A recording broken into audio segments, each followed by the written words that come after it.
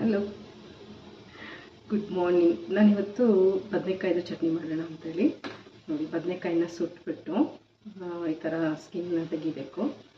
ಇದನ್ನು ನಾನು ಈ ಥರ ಮಧ್ಯೆ ಈ ಥರ ಕಟ್ ಮಾಡ್ಕೊಂಡಿದ್ದೀನಿ. ಹುಳ ಏನಾದರೂ ಇದ್ದರೆ ಗೊತ್ತಾಗಬೇಕಲ್ಲ, ಅದಕ್ಕೋಸ್ಕರ ಇದನ್ನು ಸುಟ್ರೇ ತುಂಬ ಚೆನ್ನಾಗಿ. ಇದು ಬೇಯಿಸ್ಕೊಂಡ್ರೆ ಅಷ್ಟೊಂದು ಟೇಸ್ಟಿ ಆಗಿರಲ್ಲ. ನಂಗೆ ಕಡುಬಿಗೆ ತುಂಬ ಚೆನ್ನಾಗಿ ಅನಿಸುತ್ತೆ ಇದು. ಹಾಗೆ ಇನ್ನೊಂದು ಸ್ಕಿನ್ನು ತೆಗಿಲ್ಲ ನೋಡಿ. ಇದನ್ನು ಸುಟ್ಬಿಟ್ಟು ಸ್ಟವ್ ಮೇಲೆ ಸುಟ್ಬಿಟ್ಟು ಸ್ವಲ್ಪ ಇದಕ್ಕೆ ಎಣ್ಣೆ ಸರ್ಕೊಂಡು ಅದಾದಮೇಲೆ ಸುಡಿ. ಅದ್ರ ಮೇಲೆ ಗ್ಯಾಸ್ ಮೇಲೆ ಇದು ಒಲೆಯಲ್ಲಿ ಸುಟ್ಟರಂತೂ ಸಖತ್ತು ಟೇಸ್ಟಿ ಇರುತ್ತೆ. ಸುಟ್ಟಿದ ತಕ್ಷಣವೇ ಈ ಥರ ಒಂದು ಬೌಲಲ್ಲಿ ನೀರು ತೊಗೊಂಡು ನೀರೊಳಗಡೆ ಹಾಕ್ಕೊಳ್ಳಿ. ನೋಡಿ, ಸ್ಕಿನ್ ಎಲ್ಲ ಎಷ್ಟು ಚೆನ್ನಾಗಿ ಬಿಟ್ಟೋಗುತ್ತೆ. ಇದೆಲ್ಲ ಕಪ್ಪುದಿರೋದು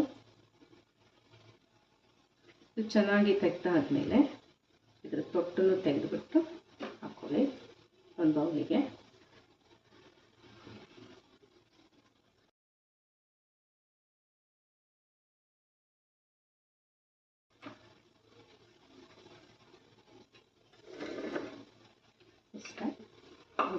ಚೆನ್ನಾಗಿ ಬೆಂದಿದೆ. ಇದು ಕ್ಲೀನಾಗೂ ಇದೆ, ನೀವು ಚೆಕ್ ಮಾಡ್ಕೋಬೋದು. ಕ್ಲೀನಾಗಿರುತ್ತೆ ನೋಡ್ಕೊಂಡ್ಬಿಟ್ಟು. ಇದಕ್ಕೆ ಒಂದೇ ಒಂದು ಈರುಳ್ಳಿ ಹೆಚ್ಕೊಂಡಿದ್ದೀನಿ ಸಣ್ಣದಾಗಿ. ಅದನ್ನು ಹಾಕ್ಕೊಳ್ತಾ ಇದ್ದೀನಿ.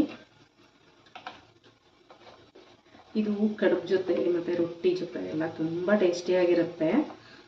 ಕೆಲವರು ತುಂಬಾ ಇಷ್ಟಪಟ್ಟು ತಿಂತಾರೆ. ನನಗೂ ಅಷ್ಟೇ ಸಿಕ್ಕಾಪಟ್ಟೆ ಇಷ್ಟ ಇದು.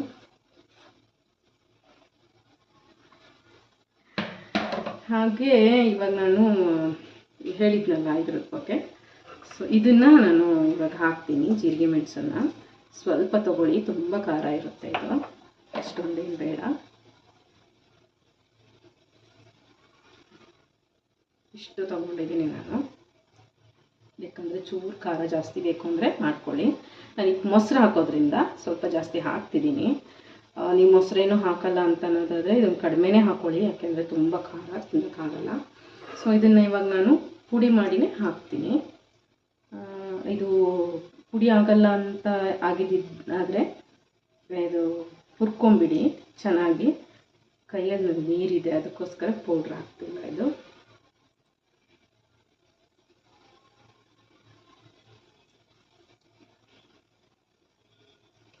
ಇದನ್ನೆಲ್ಲ ಚೆನ್ನಾಗಿ ಪೌಡ್ರ್ ಮಾಡಿಕೊಂಡು ಹಾಕ್ಕೊಳ್ಳಿ ಇದರೊಳಗಡೆ.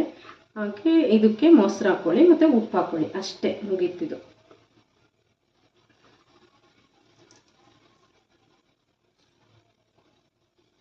ನಿಮಗೆ ಇದು ಈ ಥರ ಕೈಲಿ ಪುಡಿ ಮಾಡೋಕ್ಕಾಗಲಿಲ್ಲ ಅಂತಂದರೆ ಇನ್ನೊಂದು ಮೆಥಡ್ ಏನಿದೆ ಗೊತ್ತಾ, ತೋರಿಸ್ತೀನಿ. ಈ ಥರ ಇದನ್ನು ಹಾಕ್ಕೊಳ್ಳೋದು, ಇದಕ್ಕೆ ಸ್ವಲ್ಪ ಉಪ್ಪು ಸೇರಿಸ್ಕೊಳ್ಳೋದು.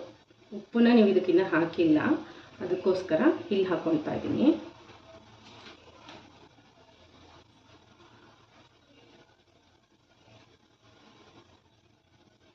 ಇದ್ರದ್ದು ನೆಕ್ಸ್ಟು ನಾನಿಲ್ಲಿ ಮಸಿಕಲ್ಲನ್ನು ತಗೊಳ್ತಾ ಇದ್ದೀನಿ. ಚೆನ್ನಾಗಿ ಅರಿಬೇಕು ಇದನ್ನು. ಉಪ್ಪಿನ ಜೊತೆ ಇದು ತುಂಬ ಚೆನ್ನಾಗಿ ಪೌಡ್ರ್ ಆಗುತ್ತೆ. ನೆನಪಿರಲಿ, ಅದಕ್ಕೆ ಉಪ್ಪು ಹಾಕಿಲ್ಲ. ಇನ್ನು ಹಾಕೋದ್ಕಿಂತ ಮುಂಚೆನೇ ಇದು ಮಾಡ್ಕೊಳ್ಳಿ. ಮತ್ತು ಉಪ್ಪು ಅದಕ್ಕೂ ಹಾಕ್ಕೊಂಡು ಇದಕ್ಕೂ ಹಾಕ್ಕೊಂಡು ಅರಿಬೇಡಿ.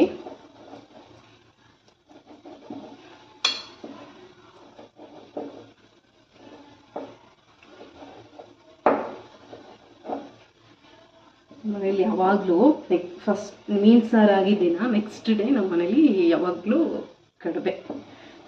ತುಂಬ ಟೇಸ್ಟಿಯಾಗಿರ್ತದಲ್ಲ, ಅದು ಈ ಮಳೆಗಾಲದಲ್ಲಿ ತುಂಬ ಚೆನ್ನಾಗಿರುತ್ತೆ. ಕಡುಬು ಮತ್ತು ಮೀನು ಸಾರು ಚೆನ್ನಾಗಿ ಪೌಡ್ರ್ ಮಾಡ್ಕೊಳ್ಳಿ.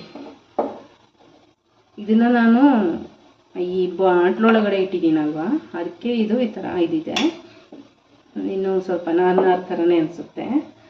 ಅದೇ ನಾನು ಇದನ್ನು ಓಪನ್ ಆಗಿಟ್ಬಿಟ್ರೆ ಕೈಯಲ್ಲೇ ಪೌಡ್ರ್ ಮಾಡ್ಬೋದು, ಅಷ್ಟು ಚೆನ್ನಾಗಿರುತ್ತದು.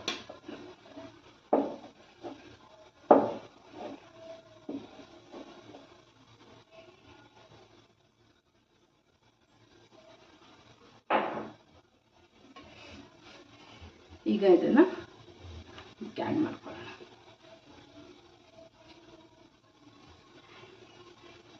ತುಂಬ ಈಸಿ ಅನಿಸುತ್ತೆ, ಜಾಸ್ತಿ ಏನು ಹಾಕೋದೇ ಬೇಡ, ಬೇಗ ಆಗುತ್ತೆ ಅದು. ಇವಾಗ ಮೊಸರು ಹಾಕ್ತೀನಿ.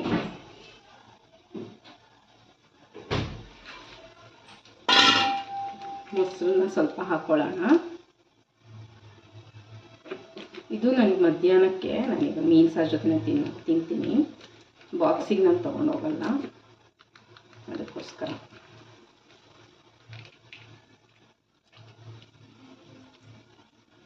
ಸ್ವಲ್ಪ ಸಾಕು ಮೊಸರು, ನಿಮ್ಗೆ ಎಷ್ಟು ಬೇಕು ಮೊಸರು ಇಷ್ಟ ಇದ್ರೆ ಹಾಕೊಳ್ಳಿ, ಇಲ್ಲ ಅಂತಂದರೆ ಬೇಡ. ಇದನ್ನು ಚೆನ್ನಾಗಿ ಸ್ಮ್ಯಾಶ್ ಮಾಡ್ಕೊಳ್ಳಿ.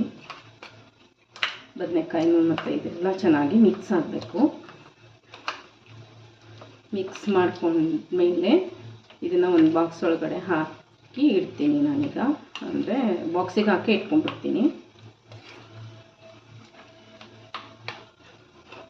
ಏನು ತೀರಾ ನೈಸ್ ಆಗೋದೇನು ಬೇಡ, ಕೆಲವ್ರನ್ನು ತುಂಬ ನುಣ್ಣಗಾಗಷ್ಟು ರುಬ್ಬಿಡ್ತಾರೆ, ರುಬ್ಬಿದ್ರೆ ನನಗೆ ಅಷ್ಟೇನು ಅನಿಸಲ್ಲ. ಇದು ಚೆನ್ನಾಗಿ ಸ್ಮ್ಯಾಶ್ ಮಾಡ್ಕೊಂಡ್ಬಿಟ್ರೆ ಸಾಕು, ತಪ್ಪ ಇದ್ರೂ ಚೆನ್ನಾಗೇ ಇರುತ್ತೆ. ನೋಡಿ, ನೋಡ್ತಾ ಇದ್ರೇ ಬಾಯಲ್ಲಿ ಬರ್ತಾ ಇದೆ. ನೋಡಿ, ನೀವು ಕೂಡ ಮಾಡ್ಕೊಳ್ಳಿ, ತುಂಬ ಟೇಸ್ಟಿ ಆಗಿರುತ್ತೆ, ಚೆನ್ನಾಗಿರುತ್ತೆ. ಇದಕ್ಕೆ ನಿಮ್ಗೆ ಬೇಕು ಅಂತಂದರೆ ಕೊತ್ತಂಬರಿ ಸೊಪ್ಪು ಆ ಥರ ಆ್ಯಡ್ ಮಾಡ್ಕೊಳ್ಳೋದಾದ್ರೆ ಮಾಡ್ಕೋಬೋದು. ಬಟ್ ಈಗ ಹಳ್ಳಿಲಿ ನಾವು ಮಾಡೋದು ಇಷ್ಟೇ. ಕೆಲವು ಸಲ ಮೊಸರು ಕೂಡ ನಾವು ಹಾಕ್ಕೊಡಲ್ಲ, ಚೆನ್ನಾಗಿರುತ್ತೆ. ಅದರಲ್ಲಿ ಹಳ್ಳಿಲಿ ಅಂದರೆ ನಾವು ಹಸಿ ಜೀರಿಗೆ ಮೆಣಸು ಇರುತ್ತಲ್ಲ, ಅದು ಹಾಕ್ತೀವಿ, ಸಕ್ಕ ಟೇಸ್ಟಿಯಾಗಿರುತ್ತೆ. ಇದು ಏನು ಗೊತ್ತಾ, ತಿಂದವ್ರಿಗೆ ಗೊತ್ತು ಇದ್ರದ್ದು ಟೇಸ್ಟ್ ಏನು ಅಂತ. ನೀವು ಮಾಡ್ಕೊಳ್ಳಿ, ಗೊತ್ತಿಲ್ಲದೆ ಇರೋರು. ಇದು ತುಂಬ ಟೇಸ್ಟಿಯಾಗಿರುತ್ತೆ. Thanks for watching.